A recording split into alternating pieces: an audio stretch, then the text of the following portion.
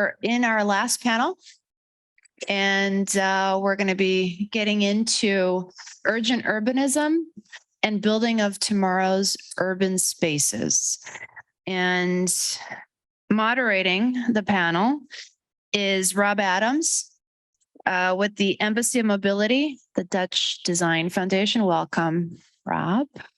Yes, and welcome to Detroit. Yeah, thanks. It's your first time, yeah? It's my first time. Super. Yeah. Well, we're going to show you a good time.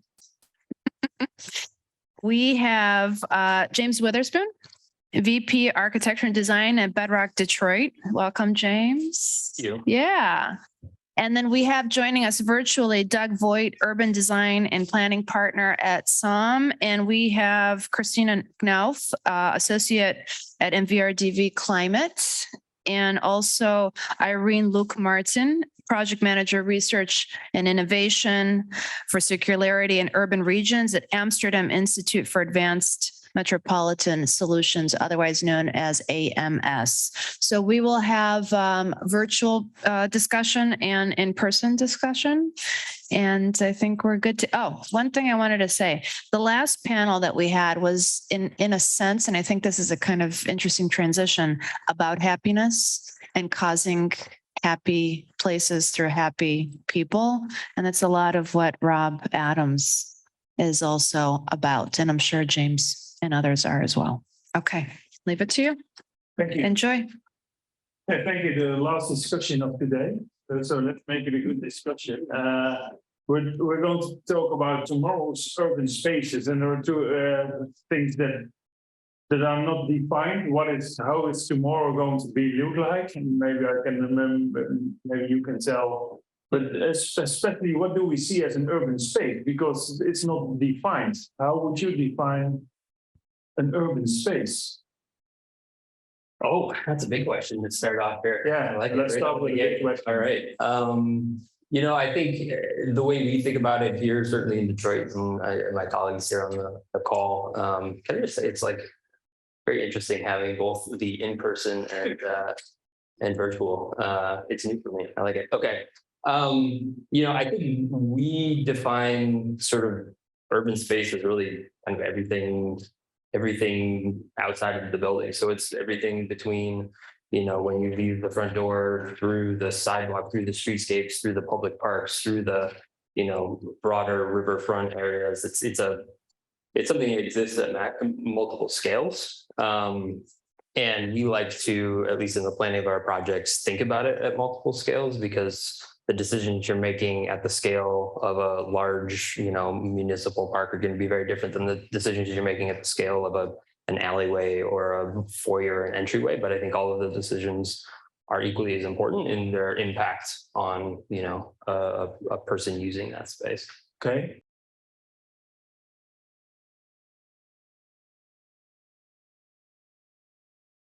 I lost them. Me too. I think so. Me too.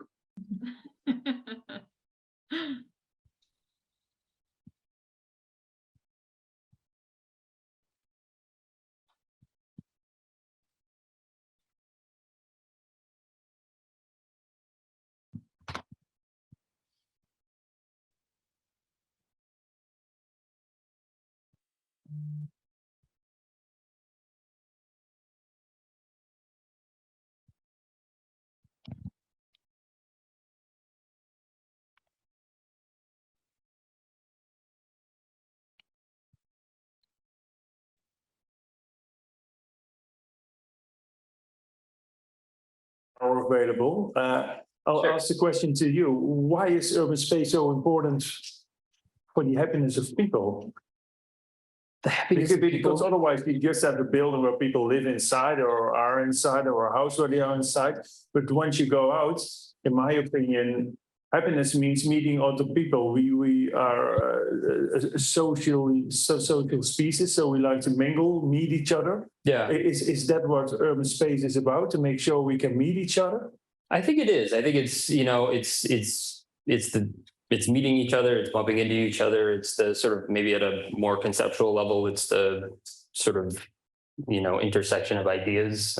We think a lot about in the planning of public spaces, how to sort of curate an experience where you don't just go from point A to point B, you stop, you linger. And I think in that lingering start to, create more opportunities for cross-pollination of innovation or cross-pollination of ideas or the intersection of, different types of people, right? The public realm is where it's a very democratic space. It's a place that everyone can come together and I think the things that you can do as a planner and as a designer to sort of foster that and kind of prolong that, time that you're spending in those public spaces and those open spaces, I think is what then leads to the happiness and the fulfillment of urban life.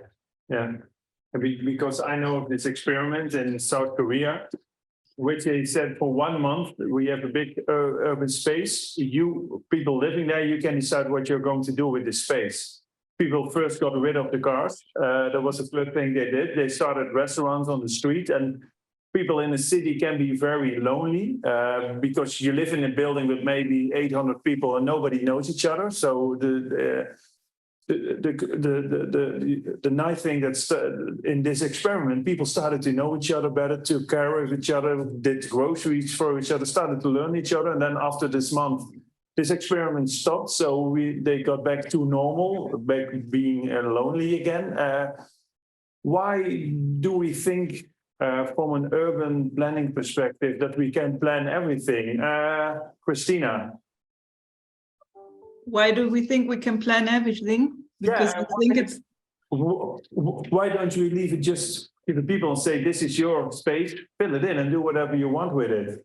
I think that's what we do partially, or we're starting to do this as well. I mean, we come from, especially in the Netherlands, from this history of the commons and how we, collectively plan urban space over a long stretch of time. I think we're still learning from that, and we're also still, or again, implementing this more and more. I mean, we are, for example, working on projects in the Netherlands where we create free lands, where we have areas close to Almere in the Netherlands, where we let people collectively design their own, not just their own home, but also their own streets, their own energy provision, their own water cleaning systems, their own schools even. So we are partially getting there again, I would say. So I think we're letting go of this sort of urge to plan everything that we might have been educated in, to be honest.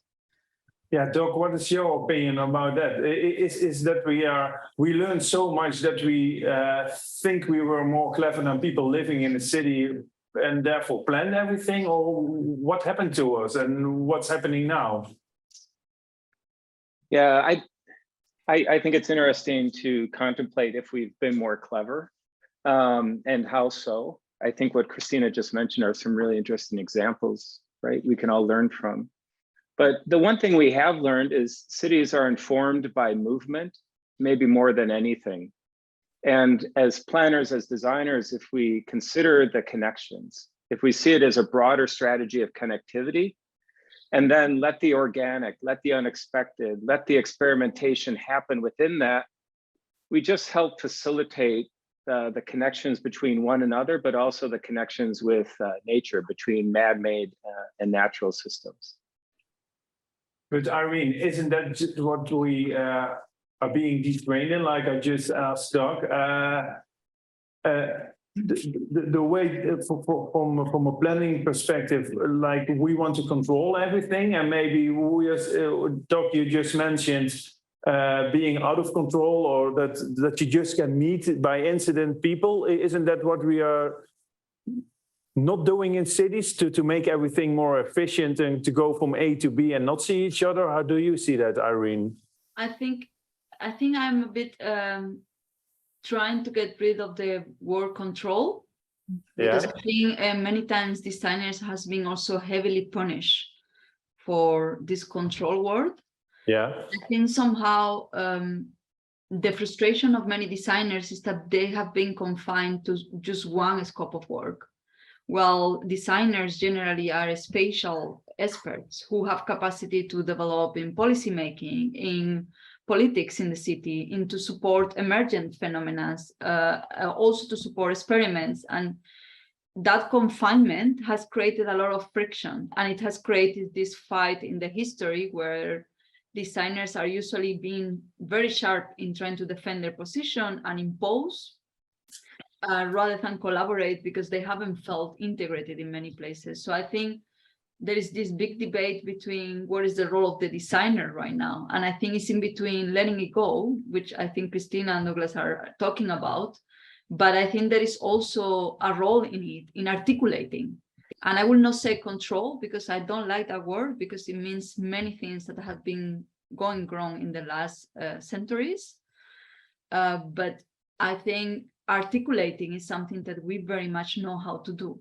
We are spatial experts and we know how to articulate the space. And I think that's something that we should really take as a flag from the design perspective. I think I agree with the comment about control. And I think it's also shifting from a mode of designing the object or designing the thing and rather designing the process. So as designers, thinking about how do we facilitate a process whereby the right stakeholders are at the table at the right time to help inform decision making, right? I think it's thinking through that procedure that then, we might not actually know what the outcome is of that procedure, but if you design a good process, you can ensure the right folks and the right people are involved, and then the outcomes, I think, are better than any of us collectively could sit down and sketch out, in our vacuum. Yeah, and that to me, Kristina, you wanted to.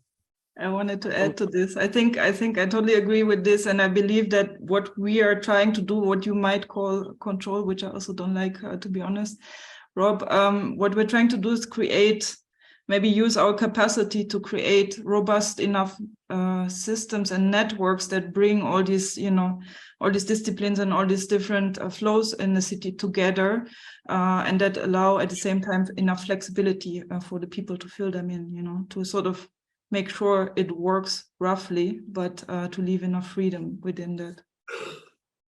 And James, you mentioned stakeholders. Maybe Doug, you can comment on that. Isn't there just one sole biggest stakeholder, people who live in the city or live in a neighborhood, who should be part of this design process while they are often left out? What is your opinion upon that? I actually, well, if I can jump in, Yeah. I find it very interesting because in the previous panel, there was this discussion when Lawrence also was talking about, it's not about the what, it's about the how. No, I actually thought she articulated the discourse very clearly and very powerful actually regarding this topic. So I feel a bit infant talking about community engagement after seeing the panel before, but from a process perspective, I'm provocating a bit the conversation here. I feel this lags way behind in understanding how community engagement can make emergent urbanism. And I think that's, we have a long history in trying to figure out, but somehow from the theory to the practice, there is a big gap. And I agree very much, it's a very good question to put out there, like how people will lead the process, not get in the process, which is something now we accept it's a buzzword, it's what it should happen. Yeah. But how do they lead the process? I think that's a big question. Is that a question you can answer, Doug? I guess the question of process is taking a fresh look at the design of that process from the very beginning. No longer is it top down like we've seen so much in the history of cities. It really has to be inverted to a bottom up, more of a grassroots discussion, because what we're describing in terms of future public space or urbanism is really a humanist intervention. We have to understand it from the lens of people. And this is not new, the research exists, but we often forget the importance of beginning there, getting the scale right, getting the dimensions right, but also understanding how it reflects the needs, the climate, and the place that's so unique to that part of the world. How can we then, one of you might answer, for me it's important, we don't own this world. We think we own this world, but in fact we inherit it from future generations. but we think in benefits for us now instead of the future, the cost of the future. And in my opinion, I don't know whether or not I get grandchildren, but I hope they look back upon me as that they can be proud of the decisions I made and how I acted upon now, instead of that they are angry at me because of the way I hurt their future. But why is it so difficult to act in these days based on climate change, sustainable cities? Why do we still act as if we own this world instead that we inherit it from future generations? What's your opinion, James? Why is it so difficult that we all think about future generations, 2-3 generations from now, instead of, no, I live in this world now, this is my world, and I can act whatever I want or do. Yeah, I mean, and I think there's a lot of reasons. I think relative to sort of the design of spaces, I think sustainability and the way sustainability hit and you know, everything that entails has been packaged, becomes a bit of a add-on to a lot of the things that we talk about. It isn't yet sort of just part of the dialogue around planning of spaces and planning of buildings. And I think until it's a foregone conclusion in the process that is, you know, you're not adding, you know, a LEED accreditation. You're not adding some, you know, photovoltaic panels on the roof of your building. You're not adding some slightly more efficient, you know, equipment. You're fundamentally integrating those thoughts into the project from day one. I think until we get to that point, I think it's hard to sort of have that conversation about, you know, just it being part of the dialogue. Irene, what is your suggestion or your answer to this from AMS Institute, from a Dutch perspective? Well, we use a lot this living lab approach, which is field labs experimentation gathered in a same geographical location as a way to speed up and to understand and to read patterns of transition and how to accelerate those transitions. And to be honest, it's really tricky. It's something that what we realize, we know the what, we know what are the goals, we know what are the designs we need to do, we know what are the technologies we need to tap on. But I think the how to get there is a really, needs to be a really well orchestrated movement. And there is when many things fail apart, I think, to my opinion. And I think in my perspective, we are always working in the triple helix, which is between universities, governments, and private market. And I always feel the private market is very much led by competition and for sometimes even opportunism of being the best and being the most. Then university is really slow in many processes and takes too long to those hypotheses to get in place. And then we have the governments who really have huge demands that are sometimes, in the case of the Netherlands, we are that lucky, but in many other countries it's a political lifespan project and or election lifespan, let's say. And usually it's not patient enough to gather the conversation between that. And there is no facilitation between these three. And these three are the drivers of this change. And these three will not make a change by themselves. So I think the key of discussing this is not on the what. We all know we want to get sustainable, resilient, call it wherever you want, on all these sea of buzzwords there are there. I think it's really about making us to continue in this planet in a healthy way. And I think the problem is the how. How do you engage with these three different speeds, these three different agendas, and these three different approaches to this change?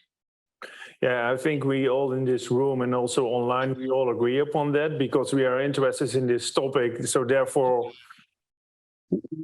we listen to each other. We are part of an event like this. But Doc, how often do you get the feeling you're preaching to the converted while the non-converted are also part or a big part of this problem? How do you respond upon that? Mixed. I think it varies quite a lot in our profession, but maybe the reason why, and it gets to something Irene mentioned, the public space is very much intertwined with the infrastructure of a city. And Yeah. this is the hard, expensive, complex set of systems that have been built over generations. And I think if we could find a way, and to be honest, there's many good examples that we are, and look at not just one solving- example? Can you give one a good example? A great example is this little project we're doing in Chicago called the Wild Mile. It's as much about space for people as it is repairing the health of the river.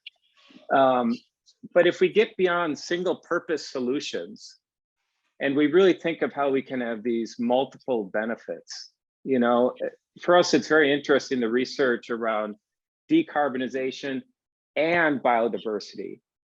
It's not a time to have either or. We really have to look at re-engineering. And maybe what we were all talking about before is emphasizing the value of design-based thinking, research, science, coming together around a common purpose, not just public space, but really the infrastructure needed for our cities. Yeah, Kristina, I think we all agree upon that. We think design needs to have a big role, and that's important. Is that also in real life the case, or do you have enough examples in which design comes in too late or doesn't come in at all? I think it's, I mean, in the way that we practice as well, and I wanted to also follow up on your previous question, and I think can combine this. Yeah. I think the way we work, the design is actually part of the process that actually gets things done gradually, you know, like I mean, yes, we're preaching to like-minded people in events like this, but just also very interesting to learn from others, other professionals.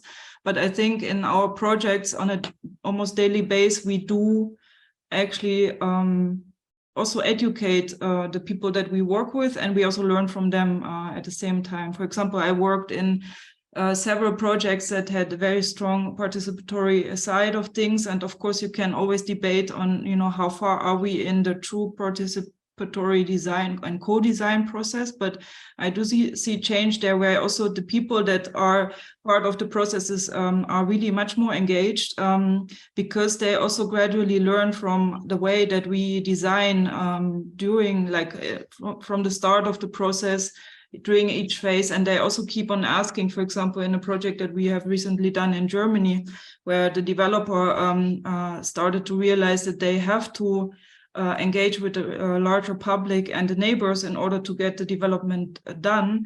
They have financed and organized this whole participatory process, and we have been actually asked by the citizens to educate them about how do you design, what are the steps that you take, what is the thought process. Because they are super interested in learning from this in order to actually take action themselves in a more professional way. So I think that's also, let's say I see this as a responsibility of the designers in these processes as well, to really truly be open to talking to people, not just to learn from them what we should design, but to also teach them how they could design. Yeah, it feels, yeah. Could I touch Irene? on that? Because I have a question regarding that, if I might.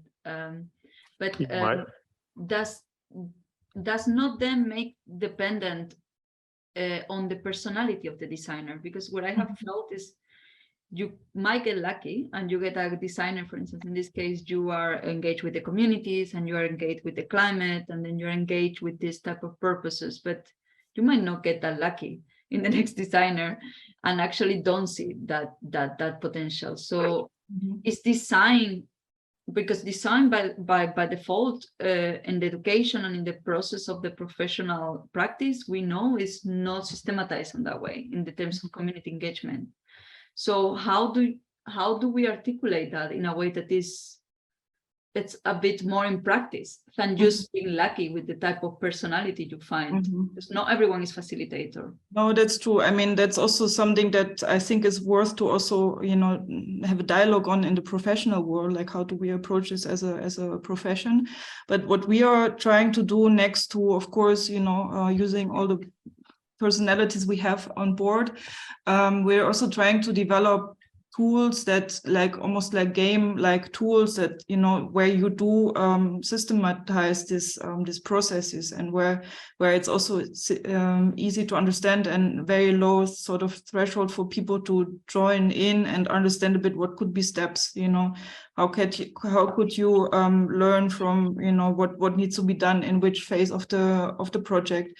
And we're trying to get this more and more entertaining, let's say. So also to make it fun and to help get people on board and thinking about the positive future as well. Because, what we're doing is often very depressing for many people.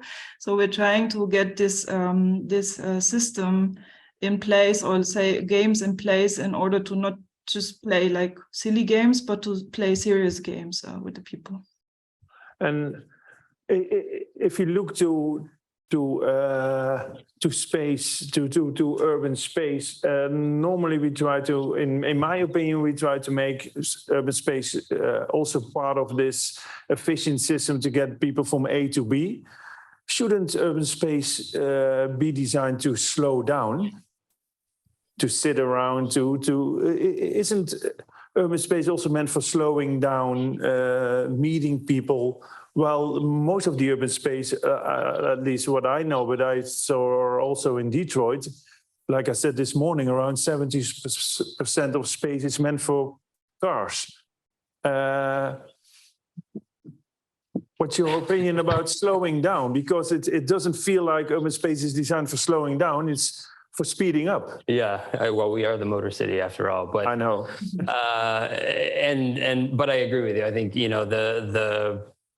the challenge, and I think I said this at the beginning, but the having multiple types of spaces, so that some are certainly for getting from point A to point B, some are for quiet contemplation, some are for vibrant public gathering, and you need, I think, all of those things. Mm-hmm. Right? I don't think it's one or the other. I think then it's about the recipe for that soup, and certainly Detroit has lots of big wide streets, and the city's actually doing a really good job of thinking about road diets and things like that. But I think fundamentally figuring out what the right mix of those types of spaces are, and I think to Doug's point, how do you make them do more than one thing, right? It can't be this is the place that you only go to walk your dog, and then you go to this place to have a concert, and then you go to this place to sit and have a coffee. Yeah.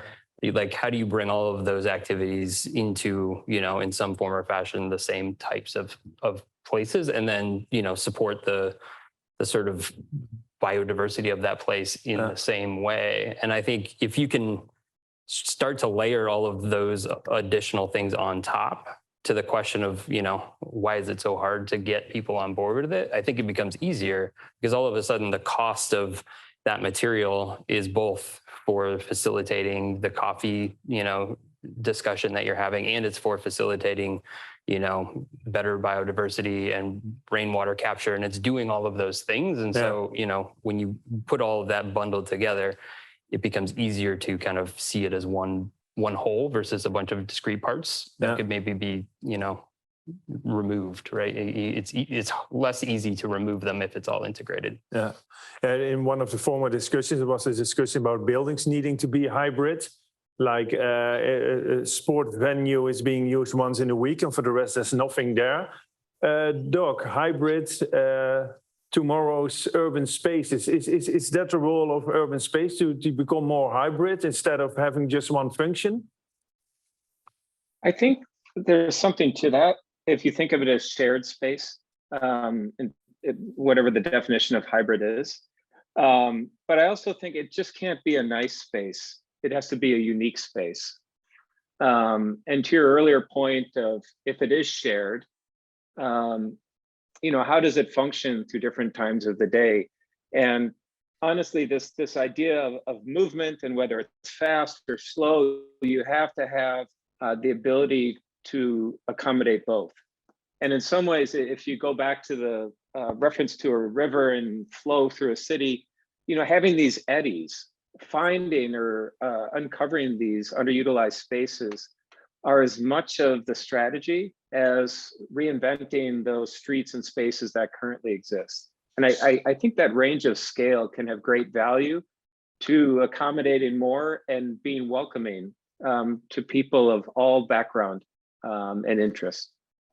It is if you look upon, I don't know if you're all familiar with the concept of the 15-minute city, but it started in Paris by Carlos Moreno, in which he said, within 15-minute walking reach, you should have 80 or 90% what you need in your normal week. So you need to have a school, gardens, and everything you need. In Sweden, they are now even experimenting with the 1-minute city or the 1-minute street. They have streets in which people can decide how to use this street. So you've got benches and everything, and people can place them wherever they want. So they can decide, well, on a Monday morning, we need to get out of this space, so we have more, we need more car space to get out. But on a Saturday afternoon, yeah, you don't want the cars in there, so they can arrange. It's really a sort of a floating street, and people can decide where they put things and how they. This concept of that, to me, that's urban space that can be used based on the needs of people. Then, because together with your neighbors and people living opposite of you, decide, oh, let's put the benches in the middle of the street. They are experimenting with this idea of a 1-minute city or a 1-minute street. That's how they call them. Irene, how crazy are those Swedish? Well, I think they are really advanced on the idea of you need experimentation to test what is the potential change of behavior that you need to promote. And I think that's the key of experimenting. And that's, for instance, in AMS and in Netherlands, we know very well how to do. And it's test and learning by doing. And I think in that sense, I will tap into, because of course in mobility, there is really strong history in Europe and of course in the Netherlands in how to experiment till you get to a certain change of behavior, like our prime minister is in bike, cycling to work, or any person would prefer rather getting a bike than a car or even public transport. But if you extend that into the other infrastructure or flows of the city, I would really like to then think what happens with that ugly city, no? The city that is behind our streets, the city that is the one that process our sewage, the city that process our energy, the city that process our water system. All the city is very much related to seeing the impact of our behavior in the environment. And that city is hidden for us. And what we do at AMS a lot is trying to uncover that and to really show people what are the impacts of what they do. And that's very similar to the, for instance, this example you are putting with the 1-minute city or the 15-minute cycling or proximity city. And I think those type of experiments, right now we have them quite in silos because you need to have them contained. But if you make a big experiment like a living lab where you put all this together and then you see how it affects the life, like the behavior, no, the lifestyle of people living there, you will start to maybe get this idea of that uniqueness space that Doug is talking about. And I think that's a bit the difference between the contemporary design and the emergent design. The emergent design needs to look at this idea of changing lifestyle as a part of our responsibility, because space changes our lifestyle. And the way we move, the way we take the staircase, the way we get to work, the way we use our toilet, the way we process the food we consume, it makes a big impact in the way we are going to project in the future. So I don't think it's crazy. I think we need way more experimentation. And I agree with Lawrence, way less institutionalization about this experimentation. And much more emergent also actions into that. So I very much support the craziness of the Sweden. Craziness of the Swedish. Yeah, the strange thing, I once had a discussion with a city in the Netherlands about where to plant trees in this neighborhood. I said, why don't you ask people? And this planning guy from this city said, people don't know where they want trees. I said, now, well, I think they do know, but why don't they know? Yeah, I know they don't know where trees are necessary. That's, in my opinion, that's very odd.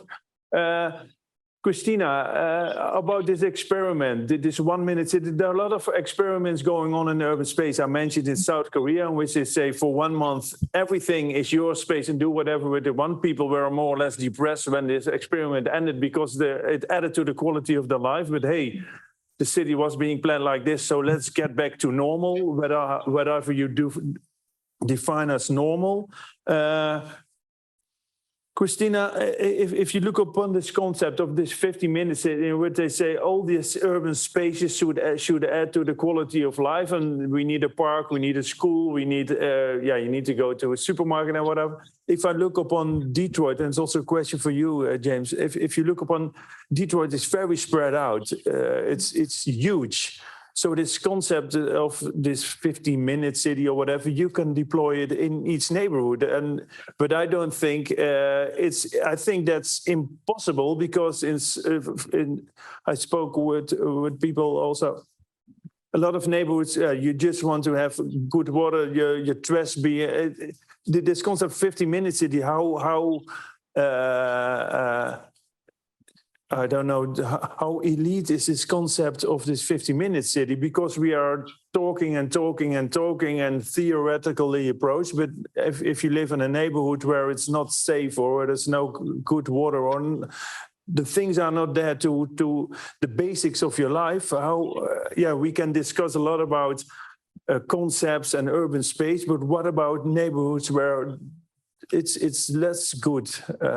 Yeah, well, and I don't know that I'd separate those two things. I think the challenge with Detroit, certainly in other cities where you don't have a great amount of density, like the neighborhoods in Detroit, the infrastructure required to support all of those things that you're describing, the 15-minute city, the schools, if you don't have the density to support those things, it's hard to have those things. But if you don't have those things, it's hard to support the density. So you sort of have this catch-22 challenge, and then it's, how do you kind of get both of those things to grow together? I don't have a solution for that, but I think that is a sort of ongoing problem. There is discussion here certainly about 15-minute cities and how to create, areas of that type of density where you can start to support, transit and some of these other amenities that are necessary. But it's a big challenge for sure. Doug, Kristina, what's your response to this? Doug? I think there's an interesting discussion and research here probably on how we describe carrying capacity. James, that may be a little bit what you're getting at. And it may be different things in different parts of the world, or even different parts you described in Detroit, different parts of the city.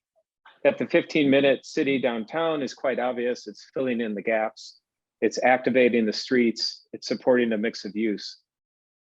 That approach may not even be viable further out on the periphery of the city, where you need to deploy an alternate approach of how you make the empty space as productive as possible. And it may be for things other than what you'd find in the center or the traditional center. So it's a long way of saying, I think you need a tailored approach to each, but could probably find ways to create that sense of community, that connectedness, given varying densities, uses, and just the way we look at the land. Maybe to add to this, we have been, of course, in the Netherlands, especially exploring these, let's say, even half-a-minute cities within buildings, even, because you can also look at density and mixity within buildings to create stronger communities. So in that sense, maybe some ideas about how do you create a mixed-use environment that we are actually applying in the Netherlands due to the lack of space as well, could also be transported into the private areas of certain cities in the US, for example, where there's much more space. But just to add to this, the context of the US, we have been also working with communities, for example, in Kansas City, that are like very disadvantaged communities, very that have a lot of social issues, and they are very detached from the rest of the city, let's say. And we have been talking a lot in workshops with them, for example, one-on-one. And one of the main issues was, for example, there's no healthy grocery store close by. And I believe that's an issue in many places. So, you know, there's also like basic things that could be improved in relatively simple ways and relatively easy also governance and ownership models that could already improve maybe I don't know, a 1 hour city towards a half an hour city or something like this. So I think there's something to learn from densities that are quite extreme and mixed that we work with often in other countries, also for the US. Okay. Yeah, and this idea of being creative, I dislike the term thinking outside of the box. I think you should define what the box is, the pain points you want to solve, and stay within that box. Otherwise, it's just being creative. But how can we embed learning also from what there are so many things going on in this world, and we all have to challenge the same problems, because you can look at it from a country perspective, a city perspective. I think you need to look up, we're all in this world, we all have this same crisis that's going on, especially from climate, with energy is everywhere, housing problems are, there are a lot of problems everywhere. How can we learn from each other? How can we embed learning? Instead of reinventing the wheel or reinventing a bad wheel every once in a while, how can we embed learning from each other? That's of course the basis of today, to learn from a US and Dutch perspective, Dutch design versus US design. But how can we embed learning? Is that also a task of a designer? Very much. Who's willing to go first? Irene. Very much. I think if I can say something about that, it's first is contextualization. We need to contextualize the lessons learned and understand that many of them depend on the socioeconomic context that you are operating in. And I think after that, there is, of course, a very important role of that designer who has learned from the implementation phases, from talking to people, from dealing with the real estate developers, dealing with all the kind of stakeholders that actually make cities to happen. And I think that lessons learned are sometimes really lost because the designer is not called to exchange that knowledge. And at the end, it just keeps at the policy-making division. And I think that's a bit of a pity I see between cities, or we see from AMS many times, that one of our strongest point is that we implement everything we do. Everything is about implementation, and we do it together with the city. But many times we see that when we try to exchange knowledge about that, there is a lot of difficulties for us to be in that conversation, because the conversation keeps very in the policy-making level. And I think designers very much, and it's going back to the role of designers, an emergent urbanism needs to be also rethink what is the role of designer, really needs to go in a different position. We really need to be positioned not only when we get the funding and we do the master plan of the urban design space or the architecture of building. We are also having an important role in how the funding is decided, what are the locations to negotiate with, and what type of spatial complications could happen on that way. And we are not there. We are not in that part of the discussion. We are not that part of knowledge exchange. There are two. There's two things I wanted to add to Irene's point. You know, I think sharing not just projects, but the research and science behind the work is really valuable. I think we all can learn not just from that output, but sort of the relationships that you found through that project between the built environment, the natural environment, between these systems. I think that's very interesting. But I also think it's on us to explore new kinds of collaborations, ones we traditionally would not consider. A great example of this is when we worked on the riverfront there in Detroit. We collaborated very closely with Michel Devine and his practice in Paris. And I think that kind of sharing of cultural approaches to landscape, to placemaking, created an inventiveness in how we looked at solving the challenges on the riverfront. And so I think part of this is not just sharing, it's actually on us to reach out and find those new partners to collaborate with in this urban realm. Yeah, Maybe- I would echo that. I think, you know, designers are trained to talk to other designers and not necessarily trained to talk to the economists and to the politicians and to the real estate developers and, you know, all of the constituents. And I think, you know, that's improving, but I do think the tools and the education, Kristina, that you were talking about a little bit, of how you educate not just sort of the community stakeholder group, but all of those stakeholders throughout, you know, the project lifespan, and the tools that you need as designers to do that. I don't think that's necessarily part of the toolkit. You know, I think firms like yours, frankly, are developing those toolkits, but I don't know it's inherent to the pedagogy of the architectural education at this point.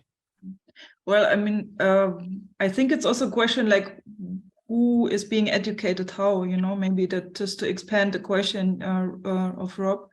I mean, I think it's also our role, and in a way I disagree a little bit with James there, that, you know, we do, in our practice, we are being trained to talk to economists, to biologists, to, I don't know, citizens, to everybody involved. I mean, that's at least the way we are working right now. That's part of our reality, and I do believe that's a good direction. So maybe it's also our role in that to initiate, like once we see new processes coming up, to initiate more collaboration, maybe to call for, hey, shouldn't there be an, I don't know, an artist on board or a local, for example, in the case of Vancouver, we are working on a project where First Nations advisors and knowledge keepers have been involved from the start. So that's super valuable, not just to, you know, teach people how we design, but of course to learn from them first and foremost, because I do believe that's the direction we should go towards, you know, like to also call for this interdisciplinary design process ourselves when we see it's not happening. Maybe if I can tap on a question that with Kristina, would not be interesting to understand that maybe sometimes also many designers don't want to be educated, they just want to educate. And that's really one of the big problems we have in design practice, because the ones who want to be educated, I want to be educated by other practitioners. I want to be educated by a biologist, by a water engineer expertise, and by many other disciplines that we don't know and we need to tap on. But many designers really don't want to get educated. And that's a bit the problem. We want to get the lead in the process. And that's where things, I think, go a bit wrong. But then maybe it's going back to our educational system as well, no? Yeah. It's our design is sometimes too nice, because in my opinion, design is sometimes too far away from the decision makers. We have a role, or we have you said me as a project developer, sometimes design is in, but it's still design and project developer. And this, in your opinion, how nice are designers? Are they nice, or do they also confront you sometimes?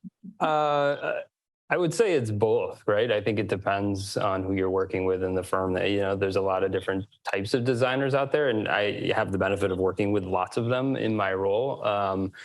And I think that's where I'm coming from, is that you want to work with a company that is thinking the way that we're all sort of talking about the design profession here, that it's not, I'm here to, you know, design the thing and then go away and you go build it. I'm here to help you understand and unlock the value in the parcel of land that you have or the building that you have. Like I think of it as a sort of a, how do you create value and bring the right team together as a sort of design partner, right? Like we think about it as a partnership, but I don't know that I'm sort of speaking as an architect who works at a real estate company, and I don't know that most real estate companies are structured that way. And do you like to be provoked? Because in my opinion, good designers need to ask questions all the time. And it's not about having answers. I think finding the right question is much more difficult than coming up with an answer, because an answer is just an answer. You can have 10 answers on the same questions. Are you being provoked often enough by designers? I think I think so. I think we do a good job You're of thinking hiring- about it, so it's I not, am. oh man, I am. I'm trying to, yeah. So what I would say is we hire talented architecture firms, and I think that the firms that are, we hire for a reason, and they're asking good questions, and it's a dialogue, not a directive, and I think that's what we're looking for.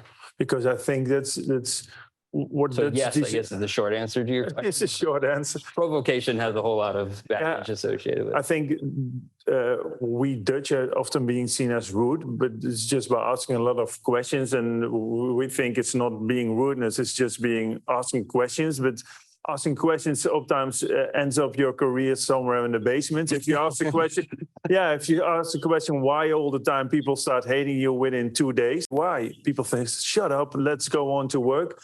And I think the problem, if you don't ask enough questions, the utmost thing you do is just improve the existing way of thinking, while we need other ways of thinking. Doc, how provocative are you as a designer? Well, I shouldn't really answer that. My clients should. But Just the right amount, Doug. That's a nice answer. Well, I think we have to remind ourselves to not only provoke, to bring ideas that challenge maybe traditional thoughts or perceptions, but we have to show the potential. We have to bring it to resolution. We have to find ways that deliver it and that sustain it.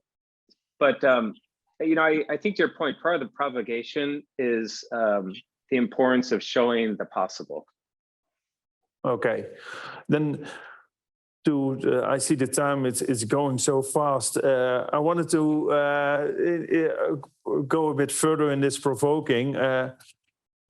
For the four of you, what is the boldest thing, if you think about urban space, what is the boldest thing you want to do? What is keeping you awake at night? You said, this is the boldest thing. So first, Irene, provoke us. What is the boldest thing you want to do in urban space? To fit all the transitions we buzzword about. How do you fit? That feels as a politician answering me. What is the boldest thing you want to do? To change the lifestyle of people through a space. Okay, change the lifestyle of people. So what's wrong now with the lifestyle? I want to understand more, because well, very easy, the lifestyle change. If we don't change our lifestyle, we will not get there to any of the transitions we are talking about. Infrastructure, technology cannot do that much. So we need to find how those things can help in the lifestyle change. And we need to do it with people and learning from them and being provoked by them. I'm being provoked by them. Okay. Doc, what's the boldest thing you want to do? I would love, and I'm just speaking from my own, is I'd love to find a way to connect people and nature through almost like a green weave through cities. It's all there, but we haven't fully connected it together in a way that's yet meaningful. And can you be a bit more specific in this one? Sure. Well, look, in Detroit, you've got the DeQuinder cut. You've got other rails to trails programs, yet so many of the streets are still mostly pavement and absent of people, and frankly, absent of nature. And, a lot of research speaks to the value of nature in urban environments, not just for the ecology, but the youth that live in cities, those that are aging in cities. And it has to be a solution that is more than just park space. And in some ways, if we do this correctly, maybe we can completely re-engineer the way we sustain cities. So no longer do you have to put all of the water into pipes. You could find a way where that naturally infiltrates its way back in. These aren't new ideas, but to do it across an entire city like Detroit would be quite a remarkable example. Yeah. That's another thing. During COVID, Singapore is a very planned and clean-cut city, and they couldn't be outside anymore. And they discovered within 2 months there was much more biodiversity because they couldn't cut all the bushes, trees, and whatever. The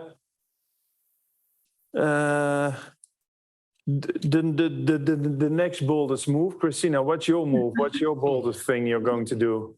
I thought you would forget about me. No, I'm not forgetting. That's also a political answer. No. I have my answer already, so I'm happy that I can share. I would actually, I believe that, and that might be not a very popular answer, but I would really love to challenge the current notion of what we consider public and private space in a multidimensional way in the cities. So because I do believe that many transitions we're currently talking about do require a totally different way of thinking about what belongs where, who's responsible for what, how does the governance work around this. So ultimately that will trickle down into space. And I'm really curious how a city could work that has almost total merge of what we now believe is public and private. Okay. Thanks, James. Over to you. We are in Detroit. Maybe we are here next year. So we're going to look the bolder thing. What is the bold thing you want to do to change things in Detroit? So I don't know if this will sound bold for folks not from here, but I think creating places that are truly equitable, that where anyone feels comfortable, I think is actually a really hard thing to do and a really hard thing to do in this town. And I think if that, to me, feels like a bold mission for us. And how would that look like if, you know, it can be more specific for one part of the city, what that would mean? I think, I mean, I don't know that I can speak to a specific piece of the city. I think, you know, it's creating spaces where, regardless of socioeconomic background or, you know, anything, that people can come together and truly feel comfortable and be in a place together. If you look, what do you think you can learn from other cities? Are you looking into other cities, how they are doing that to actually be able to do it? Yeah, I mean, we're certainly, you know, we take advantage of all of the partnerships that we have and look at lots of other cities and municipalities, and are certainly, you know, using that as a way to study our city for sure. I think, you know, we work closely with the city of Detroit, who runs a lot of our public spaces too, to help solve those problems. Well, the clock is ticking, 1:30 to go. Rob, Yeah. what is your bold move? What's my bold move? To end of this discussion now, I really want to get rid of. I want to give back public space to people, but also tell them, do whatever you want to do with it. I think people in each neighborhood, they know what they miss and what they need. As long as the basic requirements for a good life are there, water, safety. So if the basic things are there, I think we don't need to plan. Let's just let it go. I think that's... we started with the word control, and most of you were provoking it, and that's a good thing.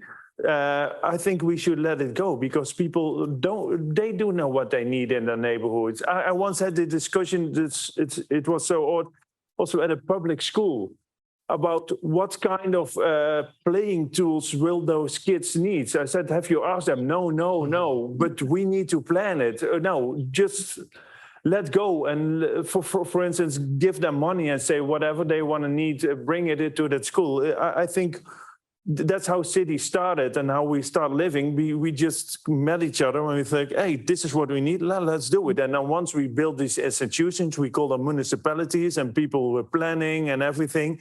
I think that's where we made a big mistake. So I think if we would go back a few, even 150 years, things were really different. But in the end, every human being just needs the same. We all need love. We need to have a social connectivity with people. That's what we need. And I think things got out of control. If that's an answer, or am I being a politician now? I don't know. I love to provoke. But to wrap up,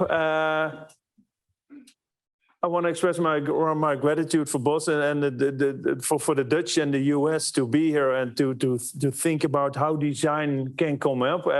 We have this festival, the Dutch Design Week, within 1 week from now in Eindhoven, in the southern part of the Netherlands. I invite you all to come over, but that's difficult. But we also do it online. But this Dutch Design Week is the second biggest festival in Europe. Around in the city of Eindhoven, around 250,000 people live there. So it's not a big city, but around 250 to 300,000 people used to visit pre-COVID to visit this Dutch Design Week. And the biggest festival is in Milan, but that's about, in my opinion, about aesthetics, about how this chair looks like. And this Dutch Design Festival is more how to challenge on the big issues like climate, like energy, like privacy, like all the big issues we have in society. It's about how can we bring designers and give them a platform to bring in creativity, but also analyzing skills, how to bring this in and give them this platform. And on the 25th of October, we are continuing the Detroit and Eindhoven, Detroit, the Dutch and then the US in this event. So that will also be online because today we had quite some people being part of this event online. And yeah, that's going on on October 25th. So, well, within 1 week, we have this design festival in the Netherlands. We are hoping a lot of people show up, but give platform to these designers, show what design can add. But I think designers cannot do it on their own. We need project developers, we need architects, you need everyone combined to. But definitely what we need most is the people themselves. I think they know what they want or what their needs are in a specific neighborhood. So there's this beautiful song, and I'm bad in saying, but it's from Let It Go, but I'm not going to sing further. I think that's what we need. So thanks. And then I'll give the word to Ivana.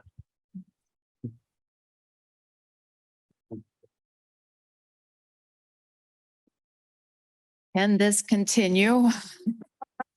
My dreams are coming true with these conversations today, and I hope many of yours are as well. I mean, I'm inspired. And I think we are ending on the note that we were starting this whole conversation on, which is about being provocative and about figuring out what is that box that we want to be out of the box of.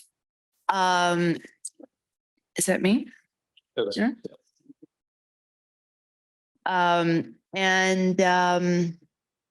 We had over 400 participants today. So kudos to everybody, both online and in person.